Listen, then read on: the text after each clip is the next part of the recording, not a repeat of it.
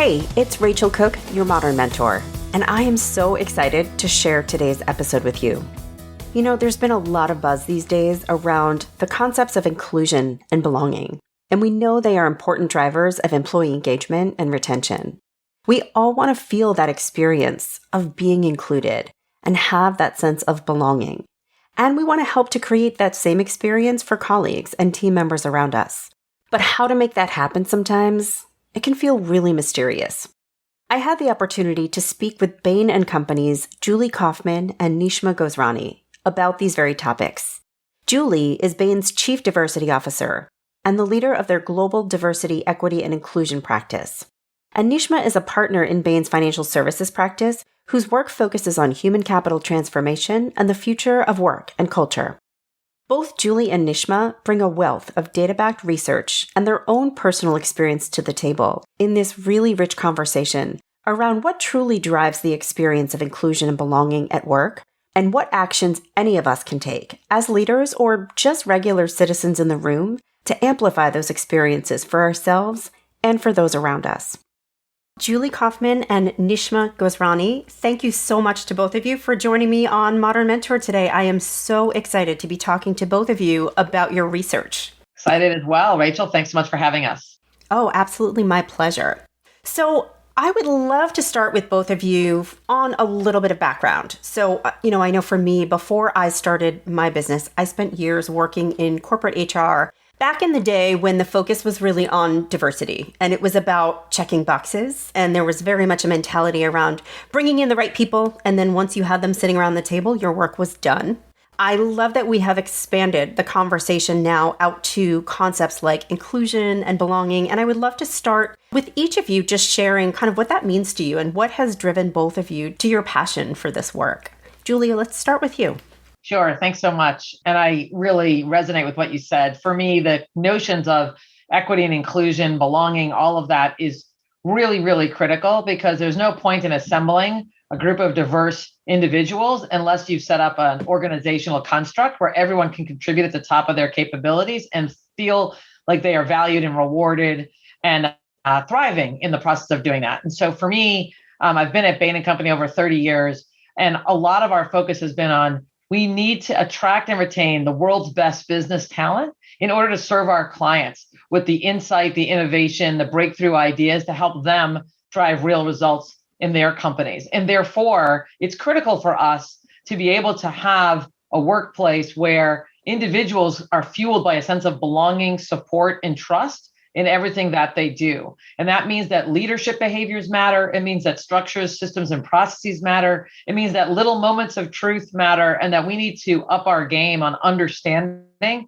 the role all of us play in the attraction and retention of talent of all backgrounds in order to feel like they can really contribute collectively at Bain in a way that's going to make us, the greatest company in the world, serving the greatest clients in the world. Absolutely.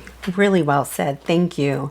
Nishma, what would you add to that? So, Rachel, so my background is slightly different, and actually I come at it slightly differently from Julie. So I've been in the financial services industry for the last 17 years, where I focused as a consultant serving clients on the entire employee value proposition.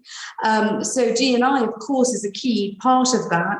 And as an Asian woman in the financial services industry, the subject is extremely close to my heart.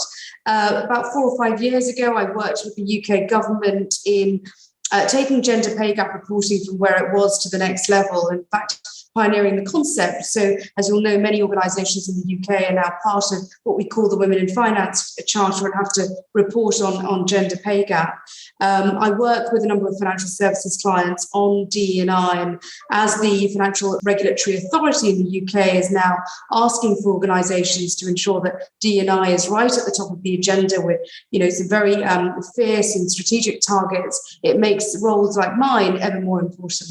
Yeah, that's a great perspective to layer on. And thank you for sharing that. I have to imagine it's a little bit challenging, or historically, it's certainly been a little bit challenging being a woman in finance. I know that we are creeping and stepping in the right direction. And I know that we are starting to see more equity. Keep me honest. I believe we're starting to see more equity at the junior and mid-levels. And it's really when we start to get into that C-suite where we see more of that discrepancy coming up. And I'm sure pay equity is a piece of it, but not all of it. And I'm sure we'll get into that a little bit more. So, I love what you said, Nishma, about kind of fairness and equity and how critical that is. And you in the research that you've done, you really make the business case for inclusion. Yes, it's about being fair. And yes, it's about doing the right thing. But it's also, there is a business imperative, right? Our client base looks not all like white men, right? And so there is a real business imperative for having a diverse population that isn't just sitting in the company, but actually is empowered to have a voice and influence strategy and actions that you take. One of the things that really fascinated me about your research, and I'd love to hear each of you talk about this, was you talk about how important it is for people to feel included, to feel a sense of belonging. It drives their discretionary effort. It drives their willingness to recommend an employer.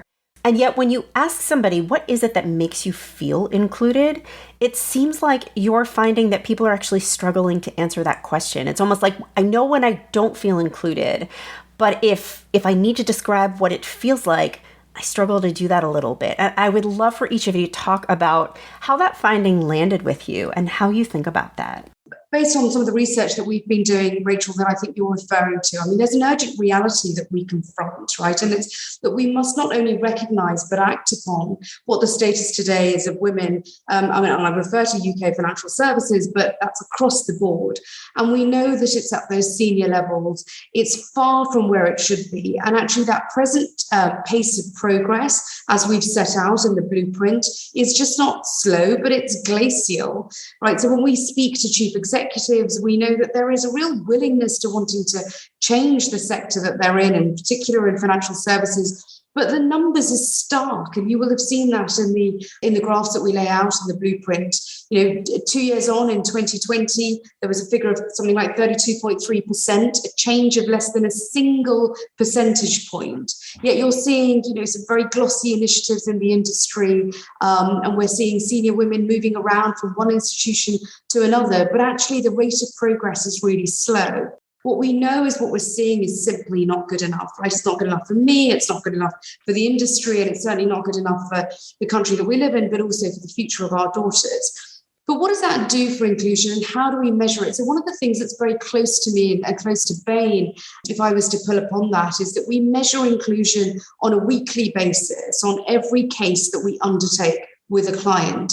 And those results are personally tracked by the relevant managing partner.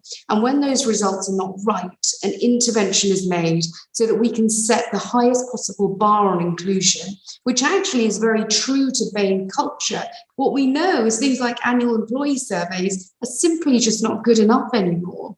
So Rachel, on the research question, one of the things that we found most interesting on this global piece of research we did around inclusive organizations, where we interviewed over 9,000 people across 7 countries, multiple industries, and really asked them exactly what you said. Can you describe what it feels like when you are included? And it was amazing how similarly people could describe the feeling of being included.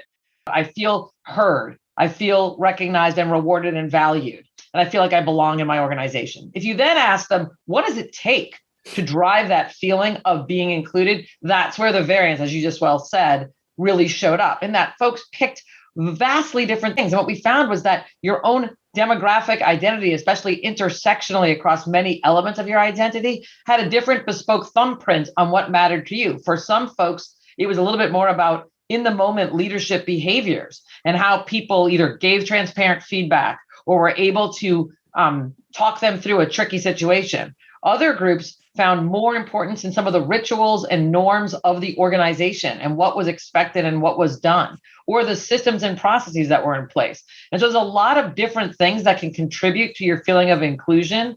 And it was pretty disparate on what mattered to which group in our research. And so that's why we realized that you can describe what it feels like in a more homogenous way, if you will, but what it takes to get that feeling is pretty diverse across a whole bunch of different identity vectors.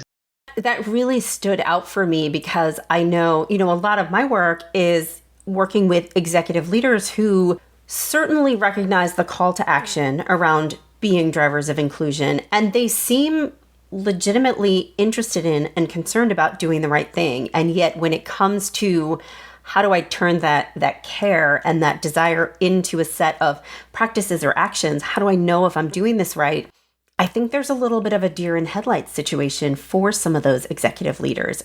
A lot of what our research paper on inclusive organizations highlighted was that for a number of different groups, there were some things that were top 10 for them in terms of levers that could matter. Number one by far, which was in the top 10 for 90% of our different groups that we tested, was transparent feedback and growth opportunities. So actually being given constructive, real feedback in a real good moment where you can inflect your own trajectory and you feel like there are real growth opportunities for you. There's an opportunity to develop, and there's someone giving you that feedback and coaching you along the way to help you grow. All of us, I think, show up in the workplace every day and want to do our jobs well. And I think the vast majority of folks feel more included when there's a little bit more specificity on like what it will take for them to continue to progress in their career.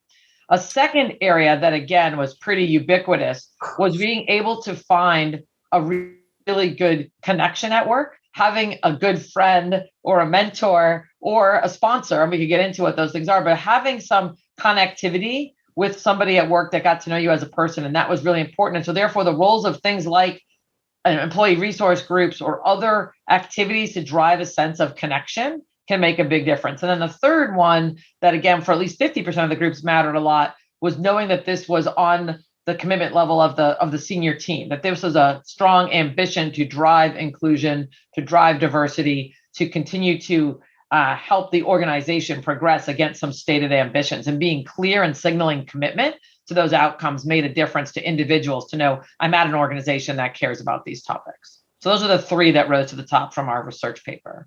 And I think delving into that, Julie, I think there's some great nuggets there. Culture is not always role modeled by CEO and senior management. And whilst we think that might be the case, that definitely isn't the case. So, for example, some of the areas that we looked at, we found that only 11% incentivize senior leaders to role model parental leave. Something like under 30% publicize and celebrate take up of parental leave and flexible working options by senior management. And actually, only 50% of CEOs actively promote gender parity programs and flex options. We also found that inclusive structures are not in place. So, a very small percentage have transparency around people who are exited for harassment or inappropriate behavior. Something like 36% have an inclusive meeting protocol to ensure that the right people are at the table to eliminate groupthink. I mean, groupthink has become certainly a big thing. 39% forbid official business meetings in traditionally male-dominated spaces. In the UK, that's very much. In Europe, golf courses or pubs after 7 p.m. And what we also found was that inclusivity is just not monitored. So you had a large number of organizations putting great initiatives in place to try and get inclusivity up, but actually then it's not monitored. They just fail to do it. So 38% or so use social listening tools to understand sentiment, and even less than half conduct an annual cultural diagnostic to assess and benchmark cultural maturity of an organization, which is incredibly important. Those are all such great examples, and they're interesting points. And I'm connecting it to what Julie said, as you talk about those three relatively ubiquitous drivers of inclusion across, I heard kind of feedback, career growth and development. I heard connection to a mentor, to community. And then I heard that executive leadership commitment. And yet I feel like what I'm hearing from Nishma, and I experience this in my own life as well, is I'll talk to teams who will say, yeah, our leadership talks a great talk, but they're not role modeling it. They're not enabling it. They're not monitoring it. And so my experience says a lot of people are in that situation. They're not sitting in the C-suite. They're part of an organization that has all the right talking points and maybe even has all the right intentions. But inclusion is not being monitored. It's not being really brought to life through practice and action. And so what can we do if we are a citizen in a company, we want to be part of change? Do you have any thoughts or recommendations around that? I think it's a great question. And I think there is power for sure in the middle of any organization trying to go middle out and really drive these things. And so I think part of this is, what is the team environment you find yourself in? So whether it's a project team, whether you're part of a functional team, but what is the environment? Is there a way to suggest to the leader of that team or whatnot that in the spirit of continuing to build a great team that can do great work together, might we, invest a little bit of time in building an inclusive environment? So it's getting to know each other a little bit, asking a few more questions about background, about what people care about. What are you like when you're under stress is a good icebreaker sometimes to both in the spirit of being able to talk about, look, we want to work cohesively together, but there's lots going on for all of us individually. Understanding how you show up when you're under stress will help all of us support you well. Or what are the things that could be else on your plate besides this work we're doing together, whether that's outside the workplace. And I'm a parent, I'm dealing with an aging parent, I'm very involved in my church, whatever the things are. There's lots of things that human beings are doing besides the work. When we know each other as our work teammates with a bit more of a holistic lens, I think that builds the basis of, I feel safer, I feel trusted, I feel valued, I feel like someone is here. And so I think there's ways to try and build in a bit more of a inclusive lens to any given team room, if you will, that can start the journey towards, and then now, how do I check in with you to see how things are going? How am I giving feedback and asking for more feedback, or sort of a build on that? But it's a foundational step that at least comes to my mind as you ask that question of what folks can do. That's really helpful. And that's really well said. And candidly, if you are sitting in the middle of an organization, it does sometimes take a little bit of courage to do that. But what I heard you do there was, you're not presenting it as an opportunity for kumbaya. You're sort of presenting it through the lens of, let's really amplify our ability to coalesce and collaborate as a team. Here are some strategies. We might do that by bringing our whole selves to the table, by having conversation that isn't always about strategy and implementation. We're just getting to know each other, connecting, understanding our natural styles and how we best engage with each other. And I think there's something about, Rachel, to your point, it's often difficult as middle management to be asking questions around inclusion. And, you feel that the responsibility is with the senior team and they should know what they're doing. But I think there are some legitimate questions that can be asked and done in a gentle way to some extent. And I think it's important for organizations to be challenged on some of these. It could be as simple as, do you cascade targets through all levels of the organization? Is your senior management, for example, being held financially accountable for progress against targets? I mean, those have become extremely important recently. Do you have a sponsorship spine? And I think Julie alluded to this earlier, set up through the organizations. Many that we interviewed as part of the research that we didn't, and we were quite surprised by that. A lot of the investment banks are very glossy initiatives, but they weren't measuring the impact of their initiatives and making the adjustments as required. How is risk managed? So when you manage risk, through risk registers or through a sort of formal risk program that the CRO leads, is D&I managed in that exact same way? You actively managing the risk of your D&I transformation program? And I think all those questions can be legitimately asked. I know we've mentioned it's hard, even a couple years later, it's hard not to still reference COVID and the pandemic and all of the many, many implications that have just touched so many pieces of us. And I'm curious, I feel like from my end, I'm seeing both the good and the bad of it, right? I feel like in some ways there's been a push towards equality because we were all working from home and that's been a bit normalized. There's also some inequality that has really shown itself in terms of the reality, particularly around women and also people in lower socioeconomic classes. I'm curious what your observations of the COVID pandemic has been, because my understanding is your research and your work in this space well predates that pandemic. So how has that impacted your research, but also your personal experiences and points of view? Great question. Is maybe I'll start with a couple of thoughts. I mean, I do think that you hit something really important, which is the burdens of trying to work through this pandemic have not been borne equally. And certainly for primary caregivers with younger children, which tend to be more women than not, it has been awfully difficult during this time. For folks in different socioeconomic brackets or with less access to either technology, support in the family, et cetera, or with those that have been higher exposure to the virus itself or around other immunocompromised folks, all of that has played in and weighed heavily on people's mental health, as well as their ability to work in the way that they used to pre this virus. It is critical to try and both meet people where they are and understand the various things that are working on their time, and then try and build back with the appropriate nods to flexibility where we can, but also the recognition of that what's required to continue to progress and grow and develop for individuals and for organizations through this period, right? So I think that there's this learning that there's a heck of a lot more variance and flexibility that we can introduce into how we work and still do great work. But conversely, it doesn't hit the same for everyone. And so we shouldn't just assume in a sort of ubiquitous sort of way that it's better or worse for mass cohorts. We should talk with individuals and also think about how do we sort of establish what the new normal is going to look like for our company, for our purpose, for our own cultures, and in a way to invite people to participate in that with the broader realizations and learnings through this past 2 years. So I don't think it can be a broad sweeping mandate for all in the same way. At the same time, I don't think you can have, units of one and one at a time and still maintain a sense of connection to the organization. Because we do know people have felt alone and they have felt less supported during this time. And looking at squares on a Zoom screen is just not the same as interacting with your colleagues. Nishma, what comes up for you?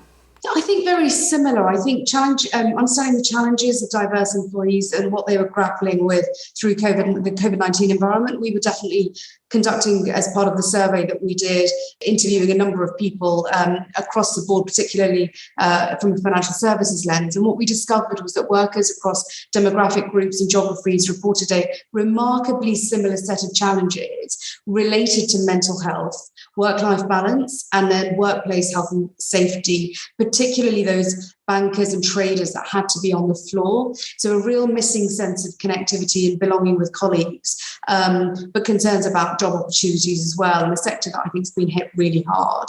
So I think there are also some differences. So the severity and prevalence of these challenges, such as with mental health, were far higher in developing countries than in developed nations, as you'd expect. Among diverse groups, these concerns were both higher in number and they were felt with greater urgency. So women were particularly worried early on about their mental health. They're also more concerned that men about increased household responsibilities, obviously, the stress and double shift that continue to be a gendered issue around the world. Women in emerging economies such as India and Brazil were 2 to 3 times more likely to report challenges as their peers in developed countries, suggesting that gender and local context may have had a compounding effect. And then if you look at the LGBT community, again, very similar issues being sort of talked about. So 9 out of 10 executives were surveyed in our report with challenges in executing their own D&I strategies. We felt that D&I would drop down their agenda. Although companies have responded rapidly, employees in particular, diverse employees and working parents, are still struggling post-pandemic with the multitude of challenges that were posed during the pandemic. And the result, only sort of 1 in 6 diverse employees actually feel more supported now as a result of the pandemic. So really interesting, Rachel, Julie, on some of that, not quite where we expected it to be. And I think, what comes out of it now, despite the sobering data, I think leaders actually have an opportunity to build a more equitable, inclusive workplace that will strengthen their organizations far beyond COVID-19. And I think it's an opportunity that businesses have to take. They've got to seize the moment. They're better placed to support their employees, but they'll also drive sustainable business performance. Absolutely. Really well said. Very clear call to action. So thank you. So there is absolutely a heavy accountability sitting on the shoulders of leaders. I think there is also an accountability, as we've discussed, sitting on people in terms of advocating up, engaging their leaders in some of these conversations. I would love to hit more of a lateral point of view. So what can we be doing wherever we're sitting in an organization just to show up as allies, as collaborators, as active participants in the conversation, just across the aisle? Any thoughts on that? Yeah, I love the question. Maybe I'll get us started because I do think we've thought a lot about what are some practical ways that any individual can drive inclusion in the organization, but also just continue to drive this learning and development journey that we're all on, I think, to better understand each other. And so part of that, we talk about, committing to the journey. And so part of that is diversifying perspectives. There's a little exercise any of us could do, but if you think about who's in your network, and I don't mean like just business network, but just in general, among your friends, folks that you might spend in the community, church, business, et cetera, who is that? And then take a look at the identities of those individuals and how diverse that set of people is or is not.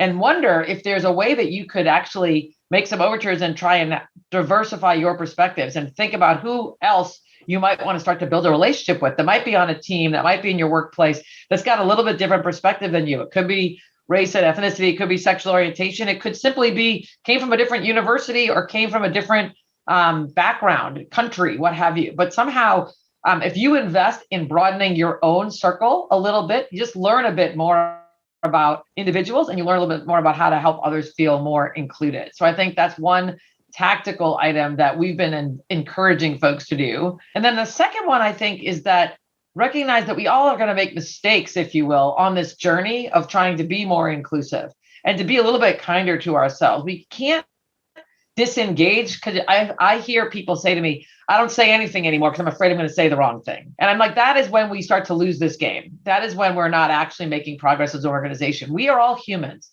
and we're all going to make mistakes. And oftentimes it's from a lack of knowledge, not because of an intention to be cruel or to harm someone. So being confident enough to be able to say, I might not get this right, but I have this question, or I said that, I'm not sure that hit you the right way. Having a go-to phrase or two and not being afraid to say, I'm sorry, I did not mean that to harm you. And so I will do better. Can you help me learn what else I could say the next time? And recognize that there's just an opportunity to learn from one another and to engage a bit more courageously and not be afraid of making mistakes, because that is the only way that we build bridges and start to actually have a more inclusive community. I think Julie has covered a whole host of options there. I think the education piece is incredibly important, and we're realizing, it's a lot of it is it's the sort of formative years of your life that bring about the sort of changes between us. And I think that understanding the differences, simply sitting around the table with individuals that don't look and feel like you, brings about a level of learning that is totally unexpected. Such a simple thing to do, but in reality, it doesn't happen. But when you join a new organization, you don't quite know what to expect, and you don't know how people will feel about the sort of, the new kid on the block, if you like. Particularly as an Asian woman in financial services. So, this is not about the Bain culture, but similar to many organizations and professional services organizations in particular, there are not very many women in financial services and very few ethnic minority women. I have to turn it on its head, and in all honesty, and to be very transparent with you both, I've actually found that has worked extremely well for me, because people remember who you are. And you have a conversation with somebody, and people, there are very few people that have probably, one, got my name, and two, have the background I do. And I found that with clients as well in financial services. Somebody said to me the other day that you're very well networked in the FS industry. And I said, I don't think it's about me being well networked. I think it's actually because people remember who I am, because there are so few of us, particularly women and those from a minority background. So what have I done to make myself be included? And as a partner in the organization, obviously the onus is much more on you, although the firm does a fabulous job of some very structured integration as well. It's just getting out there and doing what I feel best. And I think there's an observing and learning piece when you're absorbing a new culture.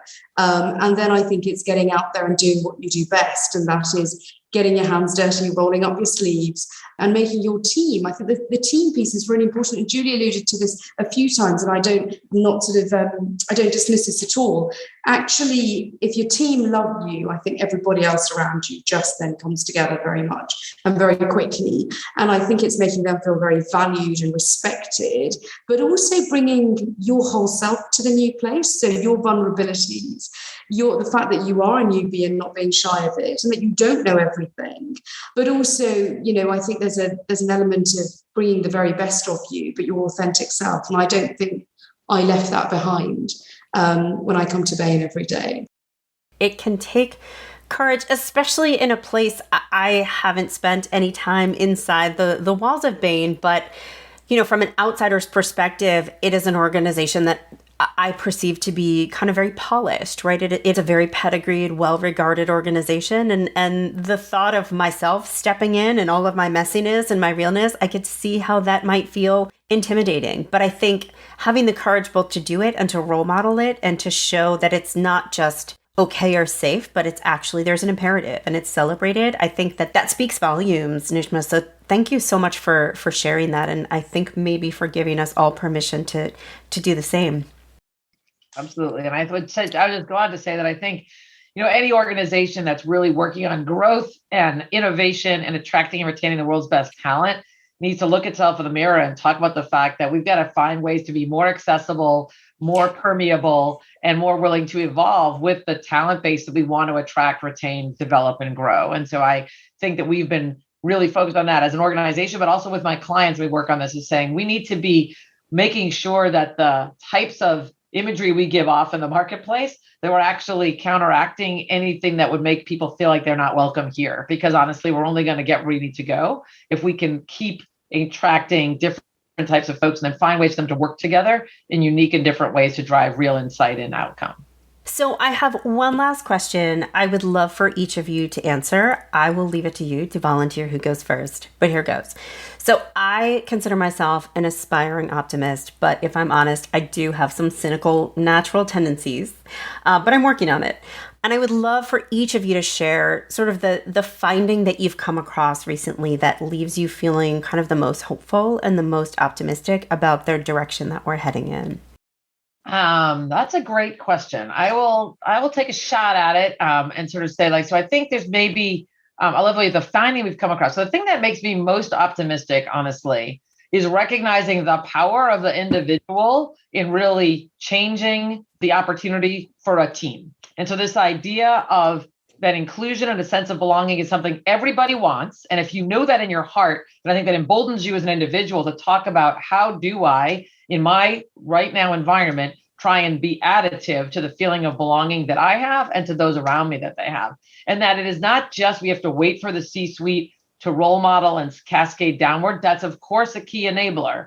But that actually I have the power right now in my own little group that I spend most of my working day with to make a difference, to get to know my teammates a little bit better, to drive my own sense of belonging and value, and also create an opportunity for others. And so when you realize that the opportunity to move the needle can lay with the masses, if you will, and all of us have an opportunity to do that for ourselves, that gives me great hope that we can keep building momentum and keep making progress here. Yeah, I would. I'm an optimist by nature, Rachel. So I think the answer would generally go that way. Look, I think that we know that some of the most successful firms, across the industry are those in the vanguard of making this change happen. So it's crystal clear in the research and the data and all of the evidence that we have. That case for change is so apparent and so compelling. But a couple of things actually from a slightly European perspective. It's so urgent now in the post-Brexit era, particularly in the UK for us, that as our sort of sector forges its new future and seeks to remain in the forefront of the industry worldwide, where the UK has been for a long time, we know it's about talent, right? So we know that if we don't do the right thing, we're going to be leaving a lot of that talent behind. And I think that entire case makes it even more compelling, and leaders are on board with that.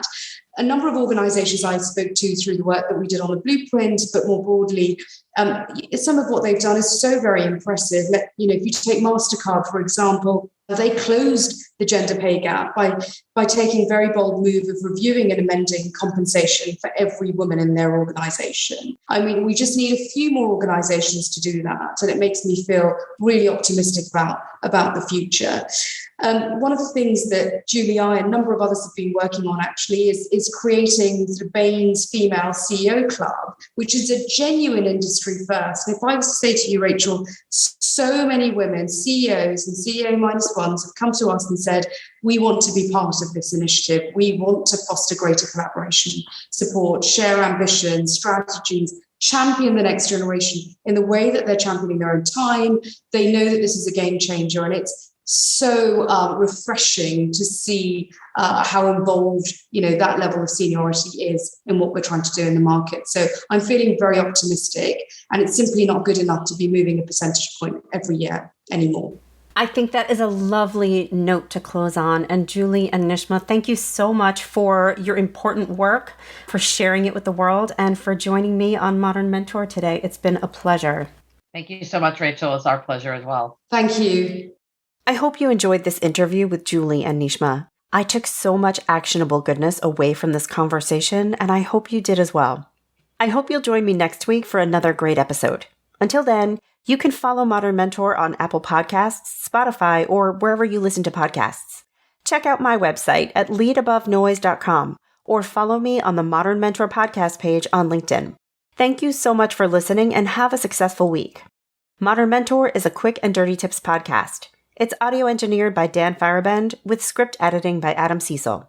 Our podcast and advertising operations specialist is Morgan Christensen. Our marketing and publicity assistant is Davina Tomlin. And our intern is Brendan Pika. The Quick and Dirty Tips Network is a division of Macmillan Publishers.